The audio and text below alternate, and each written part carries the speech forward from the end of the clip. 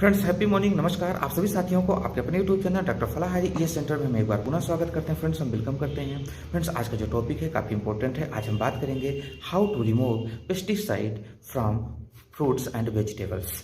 तो फ्रेंड्स आज हम बात कर रहे हैं कि जो हम आप फल और सब्जियां इस्तेमाल करते हैं उनको हम खाते हैं और हमारा डाइट प्लान भी है कि जिसमें से रॉ वेजिटेबल और फ्रूट्स को खाया जाए, और हम हमेशा अपने पेशेंट को ही डाइट प्लान देते हैं और उनको बहुत अच्छा लाभ मिलता है। लेकिन आज का जो परिवेश है, जो रहन सहन खान पान है, जो आज का मॉडल युग है फ्रेंड्स, इसमें निश्चित तौर पे केमिकल और पेस्टिसाइड का बहुत ज़्यादा इस्तेमाल किया जाता है जो हमारे आपके स्वास्थ्य के लिए बहुत ही हार्मफुल हैं और निश्चित तौर पे कई प्रकार की बीमारियां इनके माध्यम से भी पैदा हो जाती हैं और निश्चित तौर पे एक क्रिटिकल लाइफ जीने के लिए हम आप मजबूर हो जाते हैं। और कई जगहों पे तो ऐसा है कि इस केमिकल पेस्टिसाइड की वजह से वहाँ के आज भी बहुत ज़्यादा लोग बीमार हैं, लूले लंगड़े हैं, उनको लंग्स इन्फेक्शन है, बहुत तरह के डिसीजेस हैं।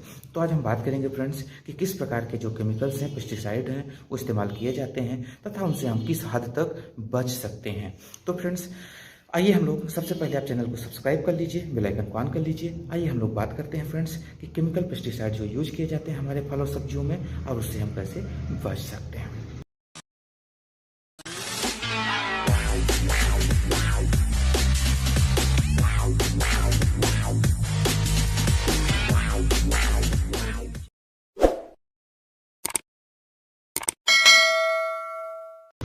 यहाँ हद तक ये तो नहीं कह सकते कि 100% हम आप बच सकते हैं। तो फ्रेंड्स जो सबसे पहले अपन बात करेंगे जो फॉरेन से फ्रूट्स आते हैं या कि ऐसे फ्रूट्स जो कि लंबे समय तक उनको बचा के रखना पड़ता है और उनकी जो स्किन है या कि जो उनका आउटर लेयर है उसकी शाइनिंग बनी रहे, उसका ये जो वाटर लॉस होता है उसकी प्रक्रिया धीमी हो जाए, इसके लिए वॉक्स का इस्तेमाल किया जाता है। यानी कि ग्रीस टाइप से आप समझ सकते हैं फ्रेंड्स कि एक मोम की एक लेयर आपको देखने को मिलती है, उसका जैसे आप सेव ले लीजिए, उसके ऊपर से आप थोड़ा थोड़ा ऐसे ऐसे चाकू से हल्का सा कीजिए, जिस प्रकार से आप सेविंग करते हैं उस प्रकार से उसके ऊपर आप कीजिए तो आप देखेंगे कि मोम की एक लेयर आपको वॉक्स की मिलेगी फ्रेंड्स।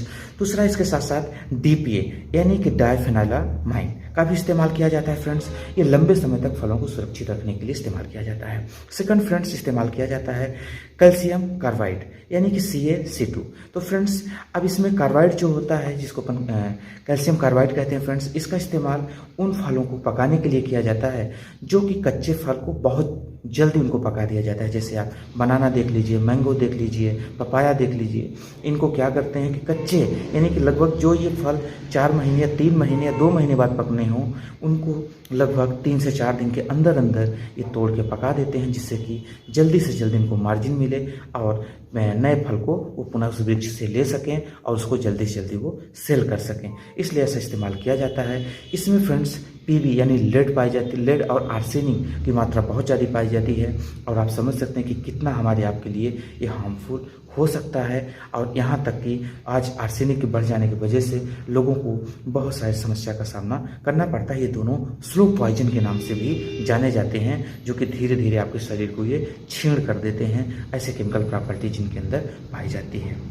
फ्रेंड्स अगला हम बात करेंगे कि पेस्टिसाइड आप देखते हैं फ्रेंड्स कि कई प्रकार के स्प्रे होते हैं जो आज जड़ों में भी डाले जाते हैं, पत्तियों में भी छिड़के जाते हैं, फलों में, जो आप गेहूं चावल अनाज जो भी आप खा रहे हैं इसको आज लगभग ऐसा कर सकते हैं कि बिना पेस्टिसाइड के शायद संभव नहीं है। इस तरीके से लोग इस्तेमाल कर रहे हैं, डायरेक्ट फलों के ऊपर स्प्रे करते हैं, कई चीज़ों के माध्यम से आप समझ सकते हैं कि इसको डायरेक्ट अप्लाई किया जाता है पौधों के ऊपर। अगर जड़ों में डालते हैं तो लगभग 2 से 5 दिन 7 दिन के अंदर अंदर वो तना, पत्ती, फूल, फल सब की जगह को पहुंच जाते हैं और निश्चित तौर पे हमारे आपके लिए बहुत ही हार्मफुल होते हैं।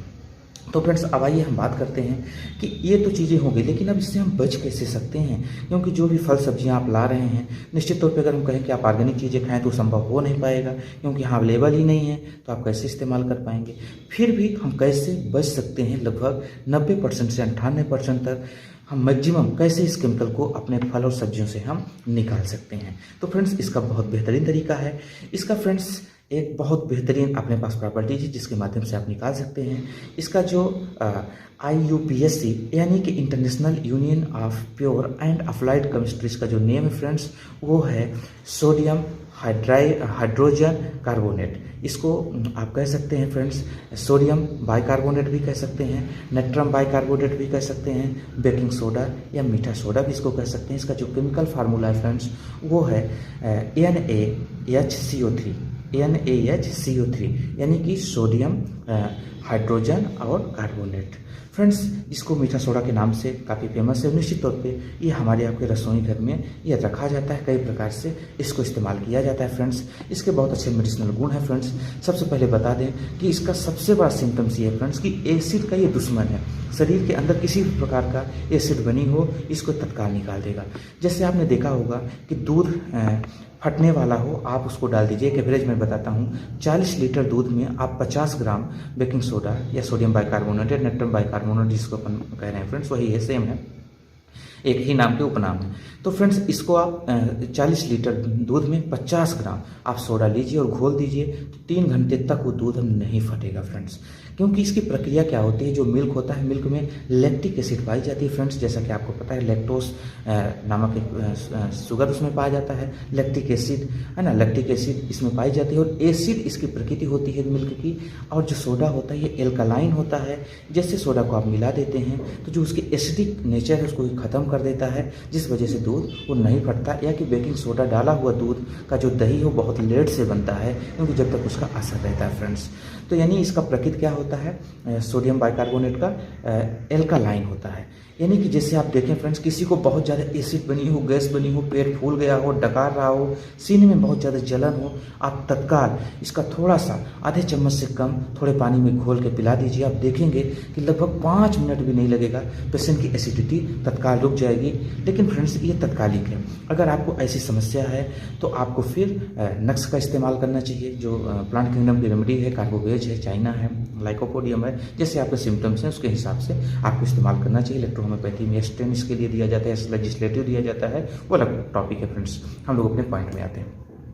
तो इस तरीके से ये माउथ वाश के लिए, माउथ में अगर मुख के अंदर अल्सर हो गया हो उसके लिए, शरीर में बहुत ज़्यादा एलर्जी इचिंग हो गई हो, उन सब चीज़ के लिए इस सोडे का इस्तेमाल किया जाता है। अब हम बात करेंगे अपने पॉइंट में फ्रेंड्स की जो सब्जियां हैं, फल हैं, इससे हम कैसे रिमूव करेंगे इस जो इसके अंदर पेस्टिसाइड और केमिकल मिले हुए हैं। तो फ्रेंड्स इसके लिए आपको करना क्या है कि 1 लीटर पानी में करीब 2 चम्मच आपको बेकिंग सोडा डालना है। उसके साथ साथ इसी तरीके से अगर आपके पास 4 लीटर पानी है तो आप 4 चम्मच डाल दीजिए फ्रेंड्स। यानी 1 लीटर में के एवरेज से आप 1 चम्मच या 2 चम्मच के हिसाब से आप डाल सकते हैं। फिर उसको एक टब में आप डालिए और लगभग 20 मिनट के लिए फल और सब्जियां जितना आपके पास मात्रा हो उसके हिसाब से आप कर सकते हैं। तो उस फल और सब्जियां जो भी आपके पास अवेलेबल है उसको आप कम से कम 20 मिनट के लिए उसमें डुबो के रख दीजिए। ऐसा कर दीजिए कि सब्जियां सभी डूब जाएं।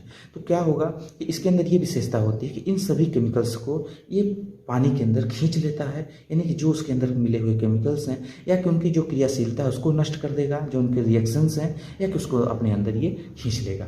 इसके बाद फ्रेंड्स आपको करना क्या है कि बहते हुए पानी में उसको धोएं। यानी कि ऐसा नहीं कि एक टब में फिर लेके सब्जियां धोएं, बहते हुए पानी में यानी कि टोटी के नीचे आप लीजिए और एक को धो के रखते जाइए। इस तरीके से लगभग 90 से 98% जो केमिकल्स हैं वो सब्जियों और फल से निकल जाएगा और आप उसको इस्तेमाल करेंगे तो आपके लिए स्वास्थ्यवर्धक होगा फ्रेंड्स। तो हम उम्मीद करते हैं कि जो अनुभव था अपने पास हमने बताने का कोशिश किया है। निश्चित तौर पर त्रुटियाँ तो होती ही हैं, अगर कुछ है तो आप हमें सजेस्ट भी कर सकते हैं, कमेंट्स भी कर सकते हैं। अगर वीडियो अच्छा लगा हो तो इसको लाइक ज़रूर कीजिएगा फ्रेंड्स, लोगों तक पहुंचाइए जिससे कि इन्फॉर्मेशन लोगों तक पहुंचे और नेचुरल तरीके से अपने आप को बचा सकें। तो हम मिलेंगे न्यू वीडियो के साथ, तब तक के लिए नमस्कार।